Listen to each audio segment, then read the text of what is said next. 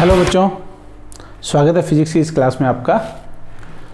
अपना second unit का lesson number 5 अपन complete कर चुके हैं लास्ट टर्न पर। आज अपन डिस्कस करेंगे लेसन नंबर 6 है इलेक्ट्रिक सर्किट वैद्युत परिपथ। सेकेंड यूनिट में आपके दो चैप्टर हैं, लेसन नंबर 5 इलेक्ट्रिक करंट विद्युत धारा और लेसन नंबर 6 इलेक्ट्रिक सर्किट वैद्युत परिपथ।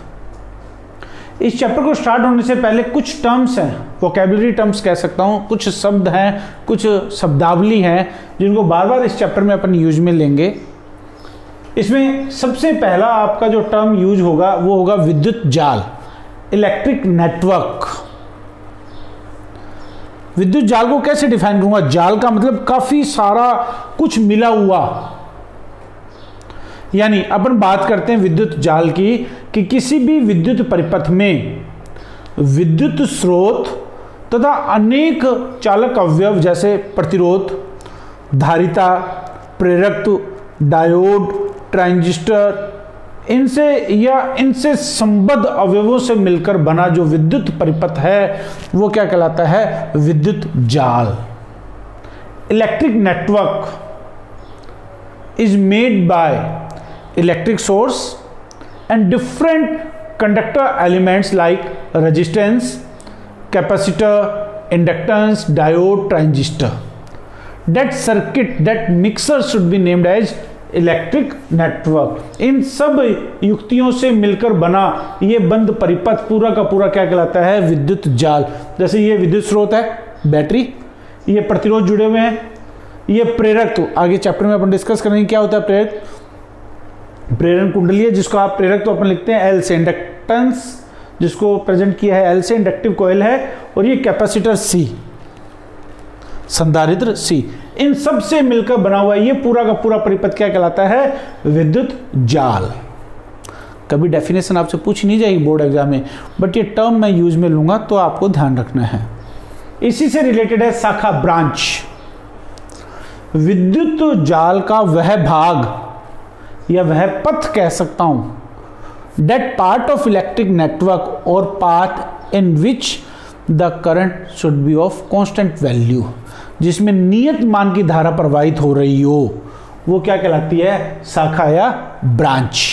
फॉर एग्जांपल इस सर्किट में जैसे ए बी, ये एक ब्रांच है, बी सी ये दूसरी ब्रांच है, बी डी ये तीसरी ब्रांच है, डी ई ये चौथी ब्रांच है।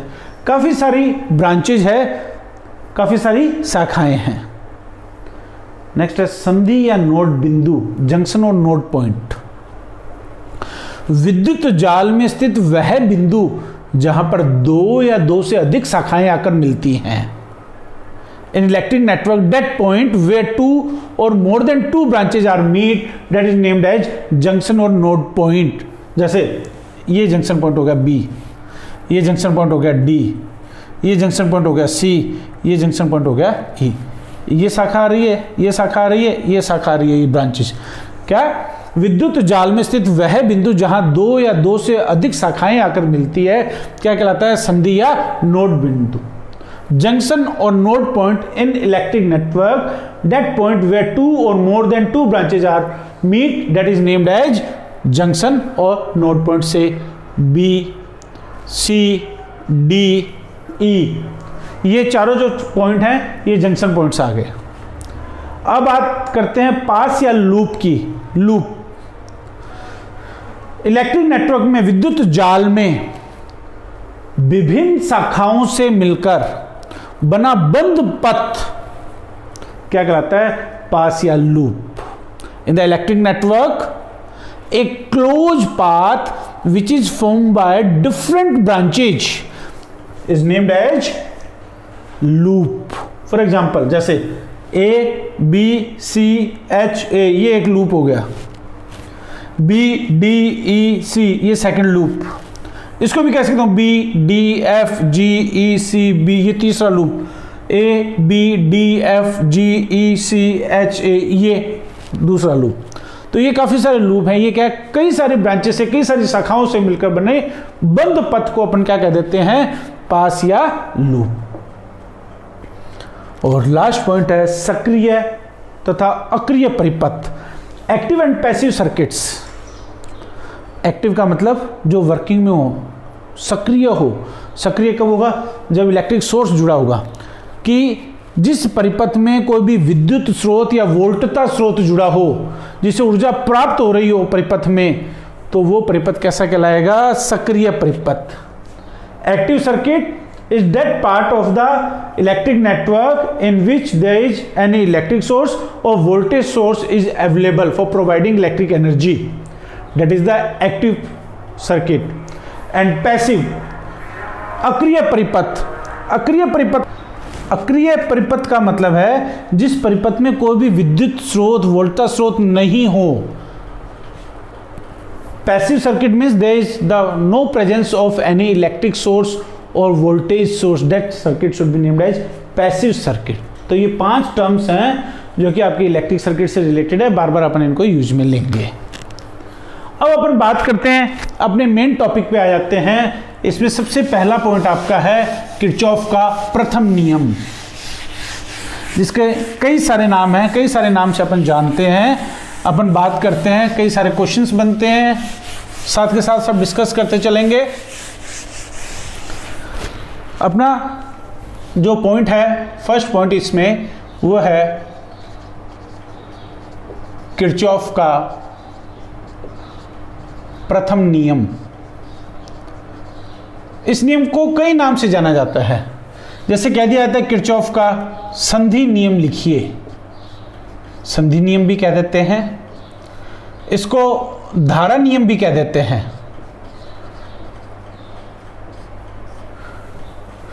Kirchhoff first law, junction law, current law, इसको लिखते हैं KCL, किरचॉफ करंट लॉ। बिल्कुल सिंपल सा है। किरचॉफ का प्रथम नियम क्या कहता है विद्युत परिपथ के लिए?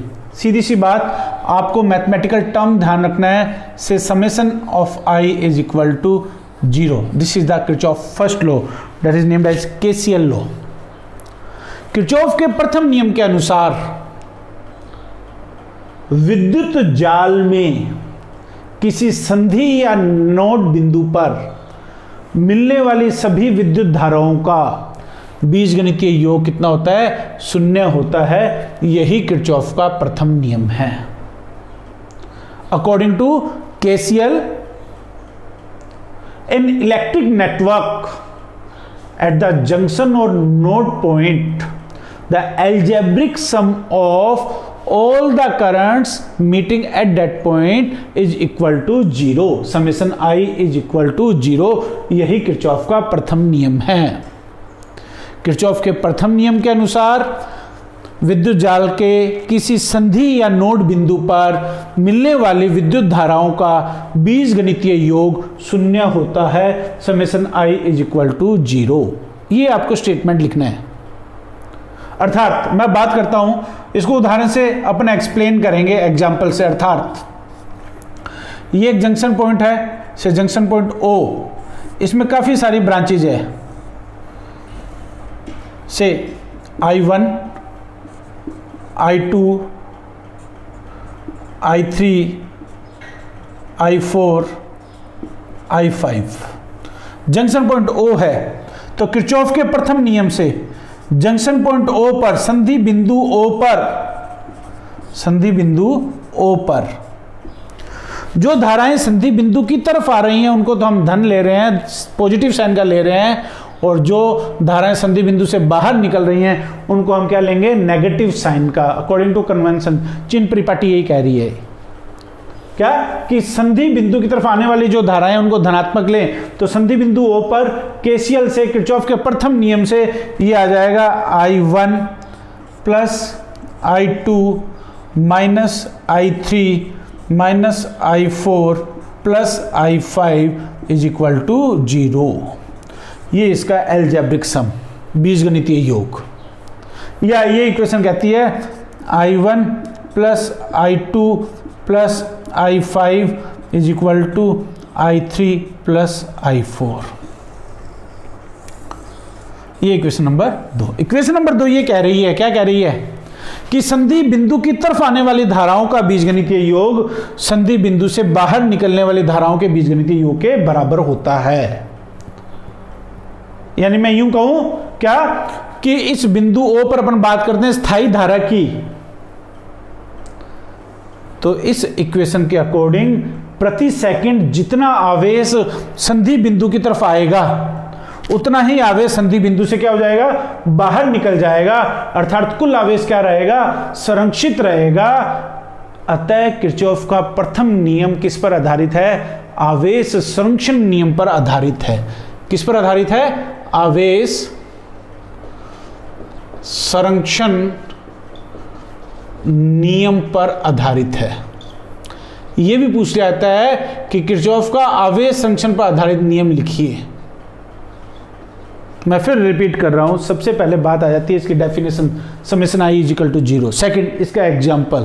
थर्ड, समीकरण 2 के अनुसार संधि बिंदु की तरफ आने वाली धाराओं का योग बराबर है संधि बिंदु से बाहर निकलने वाली धाराओं के योग के, अर्थात प्रति सेकंड जितना आवेश संधि बिंदु की तरफ आता है उतना ही आवेश प्रति सेकंड संधि बिंदु से बाहर निकल जाता है, अर्थात कुल आवेश क्या रहता है, संरक्षित रहता है। अतः किरचॉफ का प्रथम नियम किस पर आधारित है, आवेश संरक्षण नियम पर आधारित है।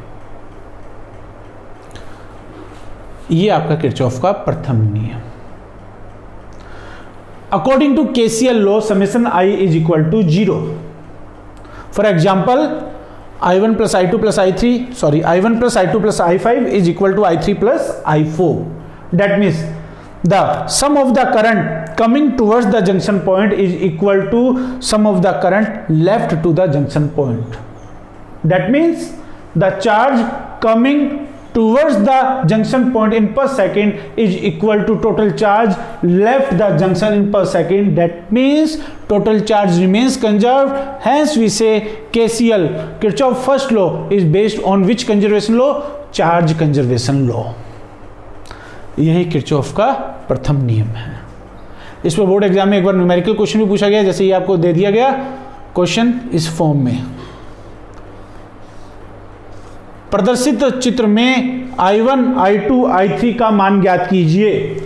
प्रदर्शित चित्र में I1, I2, I3 का मान ज्ञात कीजिए और चित्र में ये वैल्यूज दी गई हैं 1.2 एम्पियर, 0.6 एम्पियर, I1,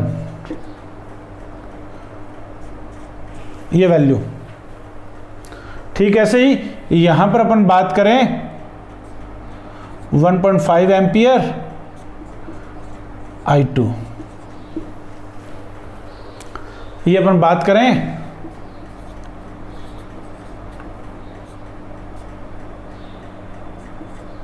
I3, और ये इधर वैल्यू जो आ रही है अपन इधर बात करें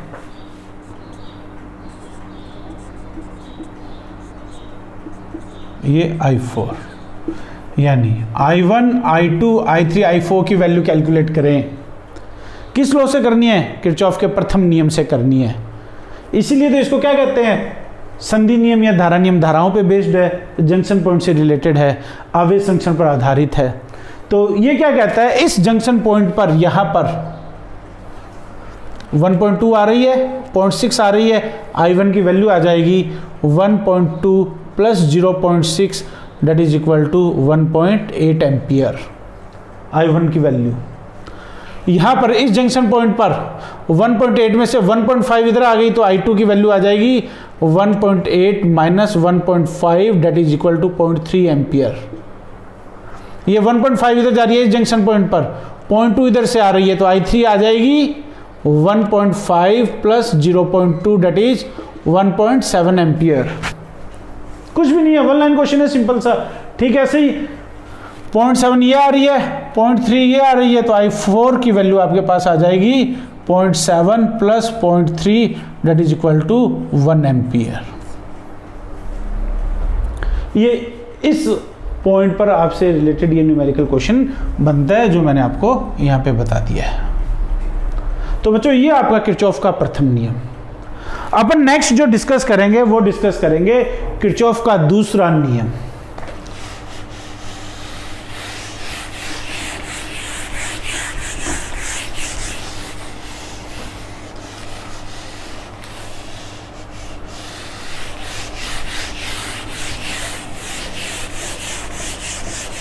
अपना नेक्स्ट पॉइंट है किरचॉफ का दूसरा नियम,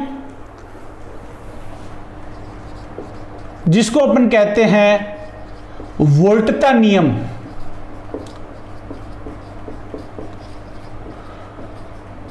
जिसको अपन कह देते हैं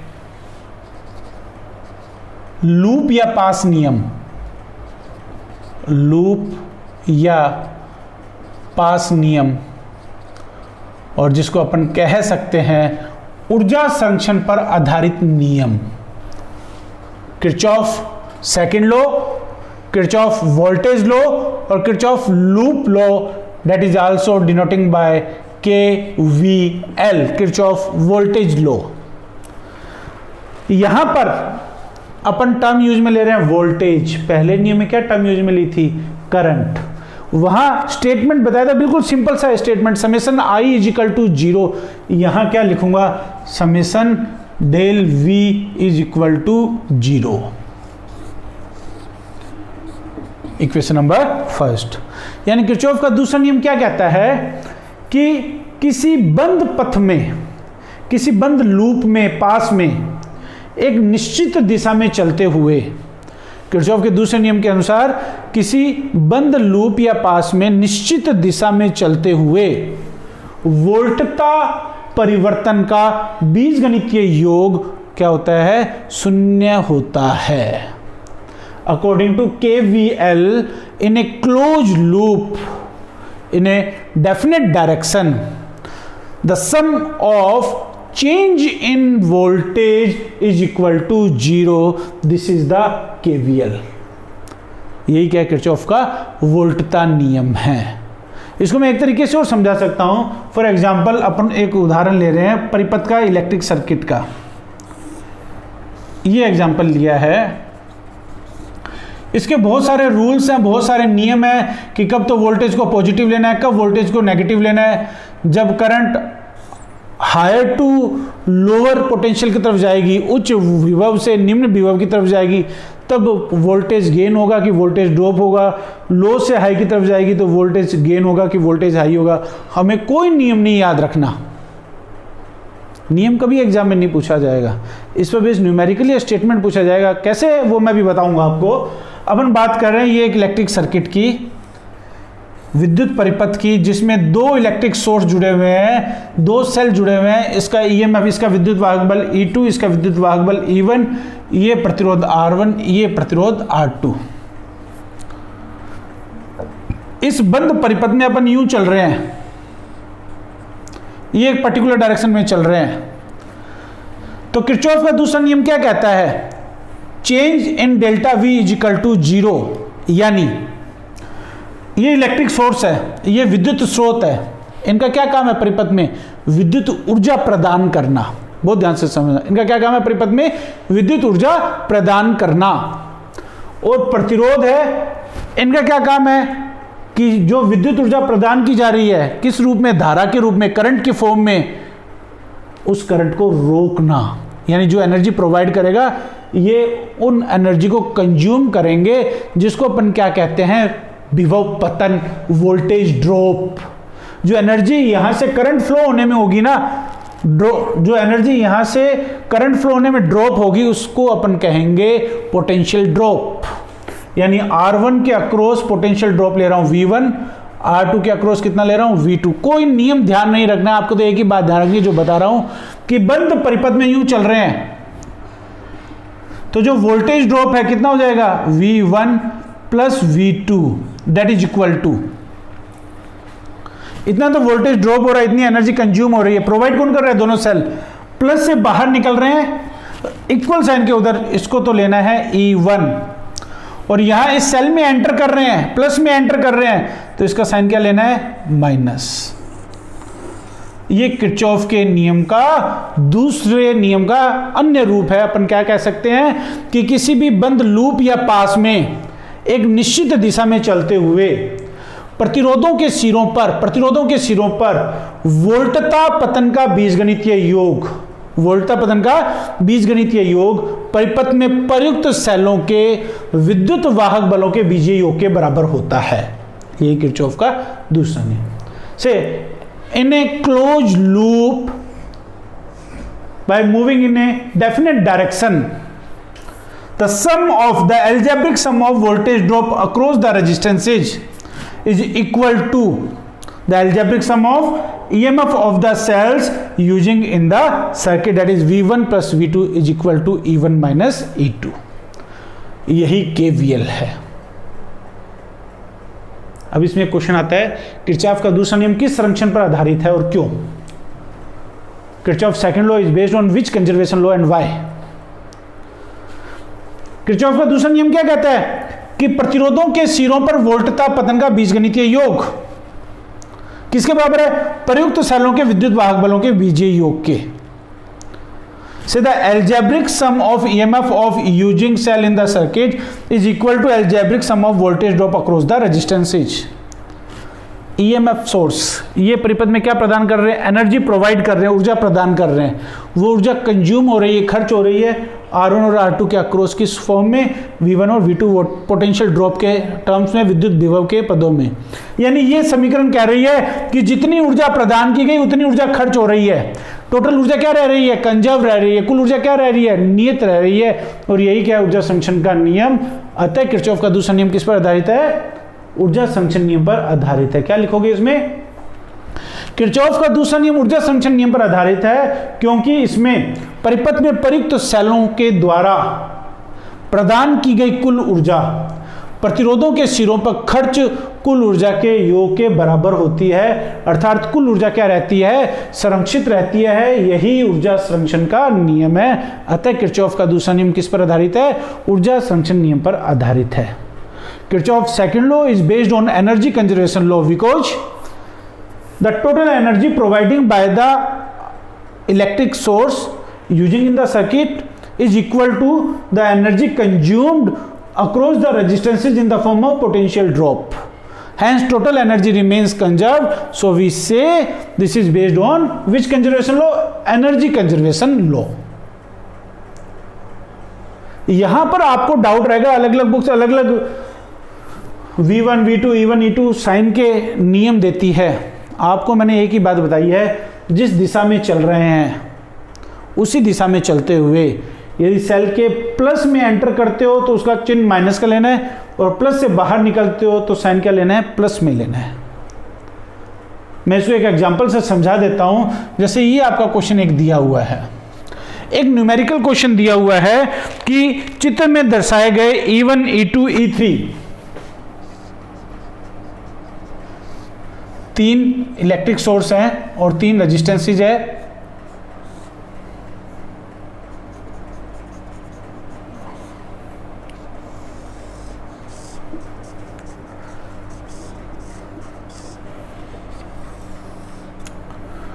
E1, E2, E3 plus minus plus minus plus minus. ये resistance R1, R2, R3. Question कह रहा है चित्र में दर्शाए गए परिपथ में E3 बराबर 3 वोल्ट, E2 बराबर 2 वोल्ट और E1 बराबर 1 वोल्ट. क्या? E3 बराबर 3 वोल्ट, E2 बराबर 2 वोल्ट, E1 बराबर 1 वोल्ट. R1, R2, R3 की वैल्यू दी गई है 1 ओम. ये 1 ओम, ये 1 ओम और ये 1 ओम. यहां जो वैल्यू दी गई है वो इस तरह से दी गई है. ये दी गई है 1 वोल्ट, 2 वोल्ट, 3 वोल्ट. इसको लेबल कर देते हैं अपन A, B, C, D, E, F. तब क्वेश्चन कह रहा है प्रत्येक पास में धारा का मान ज्ञात करो.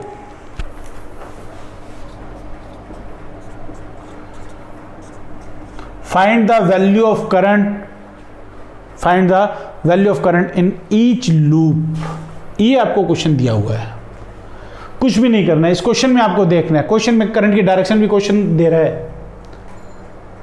सबसे पहली बात आपको ये देखना है अननोन वैल्यू कितनी है. हमें I1, I2, I3 की वैल्यू ज्ञात करनी है. अज्ञात राशियां कितनी है? 3. अननोन क्वांटिटीज कितनी है? 1, 2, 3. इसका मतलब नंबर ऑफ रिक्वायर्ड इक्वेशन, हमें कितनी समीकरणों की आवश्यकता पड़ेगी? 3 समीकरणों की आवश्यकता पड़ेगी। कोशिश करेंगे, ट्राई करेंगे पहली समीकरण किरचॉफ वर्तमान नियम से बना दें। मैं ले रहा हूं ये जंक्शन पॉइंट F, संधि बिंदु F पर, जंक्शन पॉइंट F पर, संधि बिंदु F पर ये जंक्शन पॉइंट की तरफ आ रही है, I1, I2 और I3 इससे बाहर निकल रही है, तो ये आ जाएगा I1 minus I2 minus I3 is equal to 0। Equation आ जाएगी I1 is equal to I2 plus I3, equation number first. एक समीकरण मैंने बना दी है। कुछ भी नहीं करना, इस तरह के क्वेश्चंस में हमें इक्वेशंस बनानी है, इक्वेशंस फॉर्म करनी है, मेनली किरचॉफ फर्स्ट लॉ और किरचॉफ सेकंड लॉ को यूज में लेते हुए। अब मैं यहां पर कोई भी क्लोज लूप लो, आपकी मर्जी है, आप अपनी इच्छा से लेंगे। मैं यहां पर क्लोज लूप ले रहा हूं से बंद परिपथ, बंद पथ मैं ले रहा हूं यहां पर सबसे पहले F E D C F, F E D C F में इनक्लोज पाथ। मैं इस डायरेक्शन में चल रहा हूं, यूं चल रहा हूं, किधर से किधर चल रहा हूं, F से E चल रहा हूं। यहां कोई परिपथ में प्रतिरोध है क्या? कोई प्रतिरोध नहीं है, कोई वोल्टेज ड्रॉप नहीं होगा, कोई वोल्टता पतन नहीं होगा। अब मैं चल रहा हूं E से D, प्रतिरोध कितना है? 1 ओम, धारा कितनी है? I3। इस प्रतिरोध के सिरों पर वोल्टता पतन कितना होगा? V इक्वल टू IR से कितना आ जाएगा? I3 into 1। फिर मैं चल रहा हूं D से C, कोई प्रतिरोध नहीं है। अब मैं चल रहा हूं C से F, बहुत ध्यान देना है, मैं चल रहा हूं C से F, प्रतिरोध के सिरों पर वोल्टता पतन कितना होगा? I into I2, 1 into I2। लेकिन मैं चल रहा हूं C से F, धारा चल रही है F से C, मैं धारा के ऑपोजिट डायरेक्शन में चल रहा हूं, इसलिए चिन्ह कौन सा ले लेंगे? माइनस I2, क्योंकि V equal to IR, R कितना है? 1, ये आ जाएगा। ये तो आ गया V1 प्लस V2। आप धारा की दिशा में चल रहे हैं तो वोल्टता पतन पॉजिटिव लेना है, धारा की दिशा के ऑपोजिट चल रहे हैं तो वोल्टता पतन नेगेटिव लेना है। इसके कोई कुछ भी नियम बना सकते हैं, हमें ये एक ट्रिक ध्यान रखनी है, उलझना नहीं है। इज इक्वल टू, ये तो था वोल्टता पतन का बीजीय योग, किसके बराबर होता है? सेलों के विद्युत वाहक बलों के। अब देखें ध्यान से, यूं चल रहे हैं, कोई सेल नहीं है, यूं चल रहे हैं, प्लस में एंटर कर रहे हैं। मैंने आपको बताया था प्लस में एंटर करेंगे तो चिन्ह कैसे लेंगे? माइनस। फिर यूं चल रहे हैं, यूं चल रहे हैं, अब इसमें प्लस से बाहर निकल रहे हैं, +2, यानी ये इक्वेशन आपके पास आ जाएगी I3 minus I2 is equal to 1, equation number second. अब कोई भी ले ले, आपकी मर्जी है, जैसे मैं ले रहा हूं तीसरा कोई भी बंद पथ F A B C F में, कहीं से भी चल सकते हैं आप। मैंने लिया F A B C, आप ये भी ले सकते हैं F C B A, कोई दिक्कत नहीं है। मैं ले रहा हूं F A, कोई प्रतिरोध नहीं है, A से B प्रतिरोध कितना है? 1, धारा कितनी है? I1। मैं चल रहा हूं A से B, यूं चल रहा हूं मैं, लेकिन धारा ऑपोजिट डायरेक्शन में आ रही है, तो चिन्ह किसका आ जाएगा? माइनस का I1।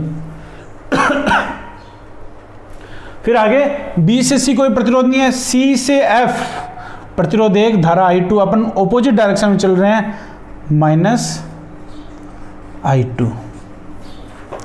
अब सेल की बात करें, प्लस में एंटर कर रहे हैं, -3, प्लस से बाहर निकल रहे हैं, +2, ये आ जाएगा -I1 plus I2 is equal to minus का 1, ब्रैकेट में माइनस कॉमन ले लिया, माइनस से माइनस क्या हो गया? कैंसिल, ये आ गया I1 plus I2 is equal to 1, equation number 3। कुछ भी नहीं करना है, ये 3 इक्वेशंस हैं आपके पास, समीकरण 1, 2 और 3, तीनों को हल करके I1 I2 I3 की वैल्यू आपको क्या करनी है? कैलकुलेट करनी है। तो बच्चों मैं समझता हूँ ये आपको समझ में आ गया होगा।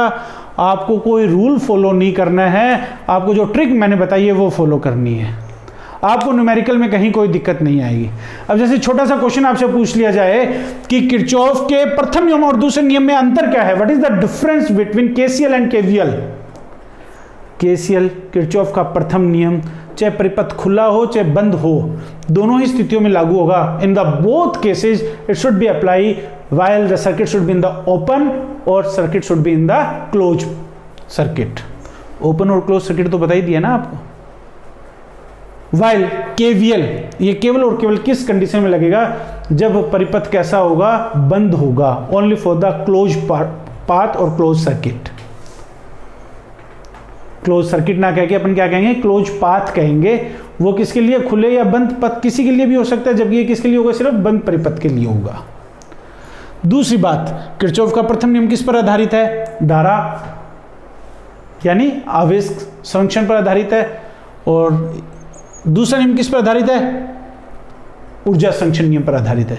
प्रथम नियम आधारित है आवेश संरक्षण पर, दूसरा नियम किस पर आधारित है, ऊर्जा संरक्षण पर। तीसरी बात, किरचॉफ का प्रथम नियम कहता है summation I is equal to 0, Kirchhoff का दूसरा नियम क्या कहता है, summation del V is equal to 0। So the Kirchhoff first law is applying while the circuit should be open और क्लोज, ओपन या क्लोज पाथ किसी के लिए भी लागू हो जाता है, जबकि किरचॉफ सेकंड लॉ किसके लिए लागू होता है, only for the close path, close circuit के लिए ही होता है। Kirchhoff first law is based on charge conservation while Kirchhoff second law is based on energy conservation. According to Kirchhoff first law summation I is equal to 0 while according to Kirchhoff second law summation del V is equal to 0। तो बच्चों ये दो नियम मैंने आपको बताए आज की क्लास में, किरचॉफ का प्रथम नियम और किरचॉफ का दूसरा नियम। नेक्स्ट क्लास में अब अपन डिस्कस करेंगे इसी पॉइंट को आगे कंटिन्यूस करते हुए Wheatstone bridge, principle of Wheatstone bridge और उसकी एप्लीकेशन डिस्कस करेंगे। Thank you very much.